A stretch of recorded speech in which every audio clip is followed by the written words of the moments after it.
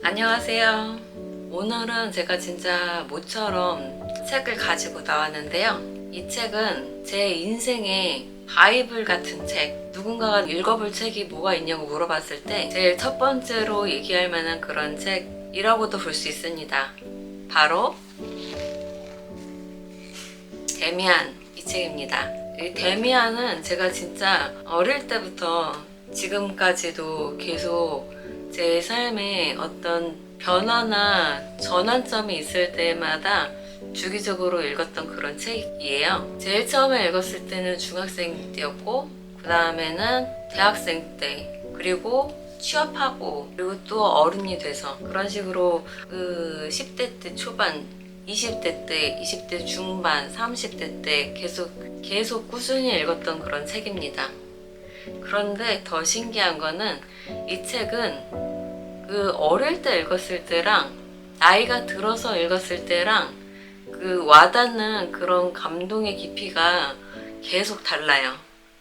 어릴 때는 이만큼의 이해를 하고 이만큼의 감동을 받고 읽었다면은 20대가 됐을 때는 그 감동의 깊이가 더 크고 30대 때도 더 크고 아는 만큼 보인다 이런 걸까요?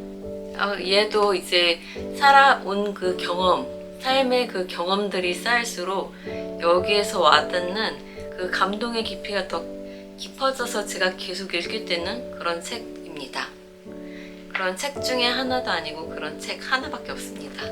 이 책은 너무나 유명해서 다들 아시겠지만 그 독일의 유명한 작가 헤르만 헤세가 지은 책입니다. 헤르만 헤세의 자전적인 소설이라고도 유명한 이 데미안은 1차 세계대전이 끝나고 출간이 됐는데 이때 당시 젊은이들에게 굉장히 많은 공감과 영향을 미쳤다고 해요. 그래서 세계대전을 치르는 그 전쟁통에 많은 청년들의 가슴에서 이 책이 나왔다고 합니다. 이 책의 내용은 10살짜리 싱클레어의 이야기부터 시작합니다. 싱클레어는 그 엄마하고 아빠의 따뜻하고 환한 양지 같은 곳에서 보살핌을 받으면서 잘 자라지만 마음 한켠에는 그 삶의 어두운 측면에 대한 호기심과 그것을 알고 싶은 마음이 한켠에는 존재해요. 그런 마음이 존재를 하고 있었던 찰나에 그 같은 반에 약간 불량한 학생 프란츠 크로머라는 아이한테 어쩌다가 거짓말을 하게 되고 그 거짓말에 스스로 꿰어서 계속 프란츠한테 괴롭힘을 당하고 일종의 상납을 계속 하게 되는 그런 괴로운 상황으로 스스로를 몰고 갑니다. 이런 싱클레어의 상황을 모르는 부모님들은 싱클레어가 단순히 아픈 줄로만 알고 그냥 지내지만 싱클레어는 그런 자신이 프란츠 크로머한테 당하고 있다는 그런 사실을 아무한테도 말하지 못하고 자기 용돈을 계속 몰래 거짓말을 계속 해가면서 프란츠 크로머한테 갖다가 바치죠. 그러던 와중에 그 싱클레어의 학교에 데미안이라는 한 전학생이 옵니다. 데미안은 맨 처음에 전학을 왔을 때에는 많은 친구들한테 호기심을 일으키는 그런 아이였지만 데미안 성격 자체가 그렇게 사교적이지 않고 항상 고요하게 혼자서 자신만의 고요 속에서 침착하게 학교를 다니는 그런 학생이었기 때문에 많은 학생들의 관심사에서 잊혀지죠. 물론 싱클레어도 처음에는 그런 데미안에게 그 정도의 호기심을 보였다가 점점 잊어갑니다. 그런데 싱클레어가 프란츠 크로머에게 당하고 있었던 그런 상황에서의 구원이 바로 그 데미안에게서 옵니다. 데미안은 싱클레어에게 관심을 가지고 있었는데 싱클레어에게 너는 카인의 표식을 가지고 있는 그런 아이야 라고 얘기를 해요. 근데 여기에서 카인의 표식이라고 얘기했을 때 싱클레어는 자신이 카인의 표식을 가진 부류의 사람으로 데미안이 몰고 가는 거에 대해서 거부감을 느낍니다. 그것이 뭔지도 몰랐고 자신은 프란츠 크로머한테 당하고 있었으니 그냥 빨리 그런 상황을 정리하고 양지발은 아빠와 엄마의 그 세계로 아버지와 어머니의 그 세계로 가고 싶어 했거든요. 데미안이 어느 날 싱클레어에게 이렇게 얘기합니다. 너는 프란츠 크로모한테 당할 필요가 없어. 인간은 어느 누구도 두려워할 필요가 없어. 만약에 너가 어떤 인간을 두려워하게 되면은 그 상대를 죽여서라도 너의 두려움에서 벗어나. 이런 식으로 좀 더 과격하게 얘기를 하게 됩니다. 그런 대화를 하게 되면서 결국은 싱클레어는 데미안에게 마음을 열죠.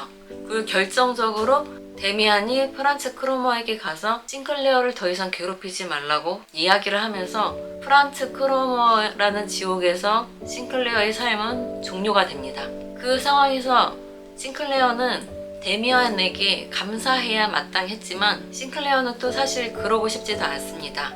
데미안도 어떻게 보면은 프란츠 크로머와 결이 다르지만 또 다른 종류의 자신이 원하는, 자신이 돌아가고 싶어하는 그냥 한없이 밝고 양치 바른 엄마와 아빠의 세계에 속한 아이가 아니라는 걸 싱클레어도 본능적으로 알고 있기 때문이에요. 이제 그렇게 시간이 지나서 싱클레어하고 데미안의 머릿속에서 프란츠 크로머라는 존재가 잊혀져 갈 때쯤 둘은 다시 가까워지고 많은 이야기를 나누게 되면서 서로의 유년 시절을 마무리합니다. 그러고 나서 이제 데미안은 다른 학교로 가고 이제 싱클레어도 자신만의 길을 찾아가게 되는데 이때부터 싱클레어의 질풍노도의 시기, 사춘기가 찾아옵니다. 아무튼 그래서 싱클레어는 다른 학교로 가면서 질풍노도의 시기를 겪어요. 집에서도 협박을 받고 학교 공부도 소홀하고 술을 많이 마시게 되고 방탕한 길로 접어듭니다. 자신이 가야 할 길이 어떤 길인지 잘 모르기 때문에 그냥 어떻게 보면 옛날에 프란츠 크로머와 같은 부류의 아이가 되어가죠. 술을 많이 마시고 허세를 부리고 선생님들한테 반항하고 동급생들을 무시하고 그러면서 자신의 그 질풍노도의 시기를 겪게 되는데 그러면서도 마음 한켠에는 좀 더 나은 사람이 되고 싶은, 좀 더 자기 자신이 되고 싶은 그런 열망을 항상 가지고 있습니다. 그래요. 어찌어찌해서 결국은 이제 싱클레어가 다시 정신을 좀 가다듬고 자신의 삶으로 돌아오려고 할 때쯤 또다시 데미안이 싱클레어의 삶에 다시 다가오게 됩니다. 다시 데미안이 싱클레어의 삶에 들어오게 되는 그 과정도 또 신비로운데 어느 날 싱클레어가 책을 딱 폈는데 그 책에 쪽지가 딱 껴있는 거예요. 근데 그 쪽지의 내용이 바로 이겁니다. 새는 알을 깨고 나온다. 알은 곧 세계이다. 태어나려고 하는 자는 하나의 세계를 파괴하지 않으면 안 된다. 그 새는 신을 향해 날아간다. 그 신의 이름은 아프락삭스다. 이 쪽지의 내용만 보고 싱클레어는 이 쪽지를 데미안이 보냈다는 걸 확신을 합니다. 그러면서 다시 또 둘은 살아가면서 또 만났다가 또 헤어지고 또 만났다가 또 헤어지고 이렇게 반복을 하면서 결국은 싱클레어가 좀 더 자기 자신이 되어간다. 좀 더 자기 자신의 길로 걸어간다는 그런 내용입니다. 독일에서는 이런 종류의 소설을 성장소설이라고 부른다고 하더라고요. 이 책도 대표적인 그런 성장소설의 하나입니다.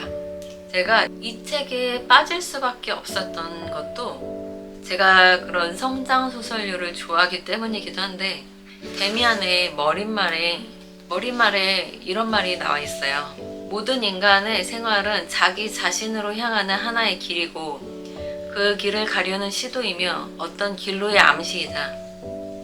일찍이 어느 누구도 완벽하게 그 자신이 된 적은 없었다. 우리가 서로를 이해할 수는 있지만 자신에 대한 해명은 자기 자신에게밖에 할 수 없다.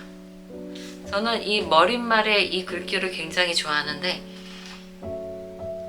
모든 삶은 결국은 자기 자신이 되어가는 그런 과정이다. 뭐 그런 말에 제가 지금도 그런 문장을 좋아하긴 하지만 어릴 때부터 이런 문장에 참 꽂혀가지고 이 책을 제가 저 자신을 조금 잃어버렸다고 생각했을 때 뭔가 내가 다른 외부적인 것에 휘둘리고 다른 사람의 기준에 흔들리고 그럴 때 마음을 가다듬고 싶을 때 좀 더 다시 나 자신이 되어서 흔들리지 않는 중심을 구축하자, 그런 마음을 먹었을 때마다 읽을 수밖에 없는 게 이 책의 머릿말에서부터 이 글귀가 저를 바로 잡아 주었기 때문이 아닐까 생각합니다.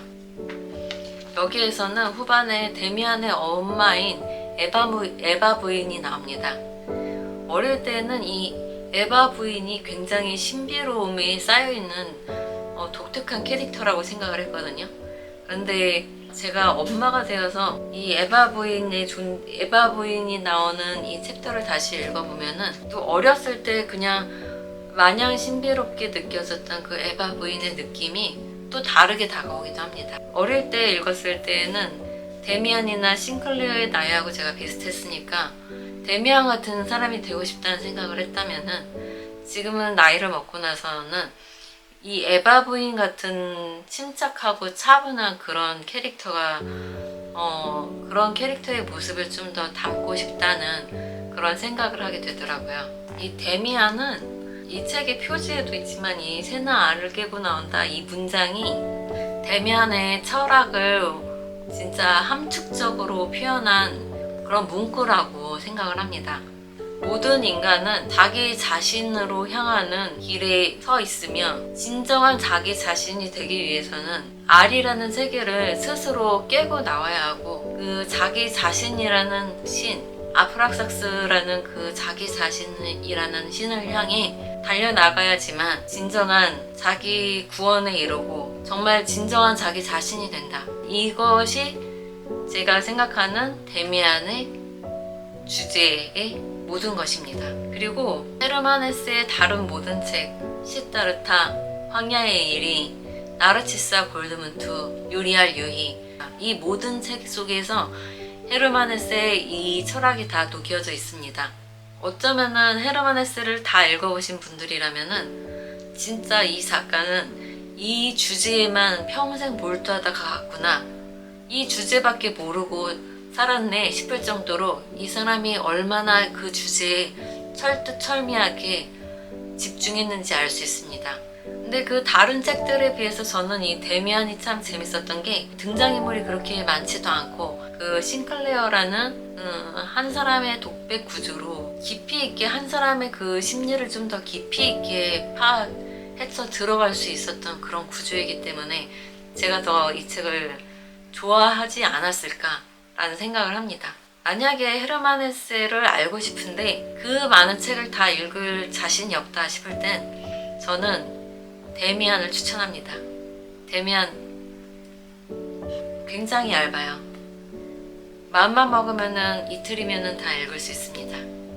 내가 다른 외부의 어떤 요인에 흔들리고 나 자신을 잃어버린 것 같을 때 데미안 꼭 한번 읽어보세요. 강력하게 추천합니다.